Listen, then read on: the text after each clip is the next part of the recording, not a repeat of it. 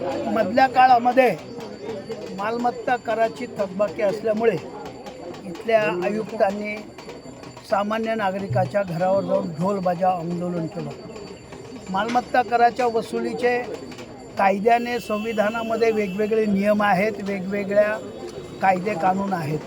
ते न करता सर्वसामान्य जनतेमध्ये एखाद्याच्या इज्जतीचे अब्रूचे लक्करे वेशीवर मांडण्याचं काम यांनी केलं।